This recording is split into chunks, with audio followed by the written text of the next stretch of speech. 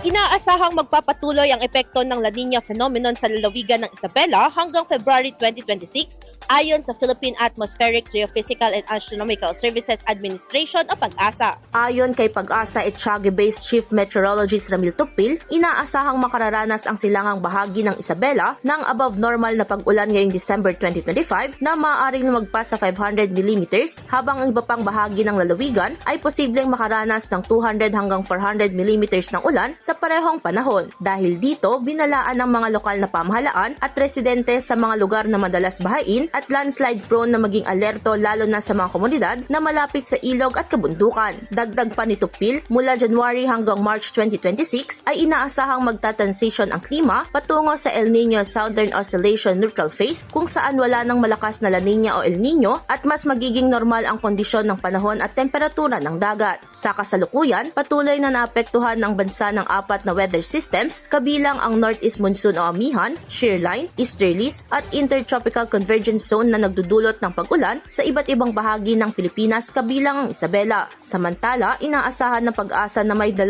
hanggang 8 tropical cyclones ang maaaring pumasok o mabuo sa loob ng Philippine Area of Responsibility hanggang May 2026. Idol, nanunuyubat humihina ang elasticity o pagbanat ng balat, bumababa ang fat level sa ilalim ng balat, gayon din ang collagen availability sa katawan, kaya naman 50 pa lang mukha ay kulubot na. Para mapigilan ang mabilis na pagtanda, mag-DTX 500 na. Pinaparami ang cell regulators gaya ng retinols, peptides at growth factors para sa collagen metabolism and production.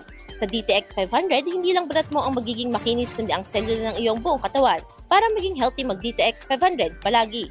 Para sa IFM News, ako si Idol Sena Mariakdang, Idol. IFM News.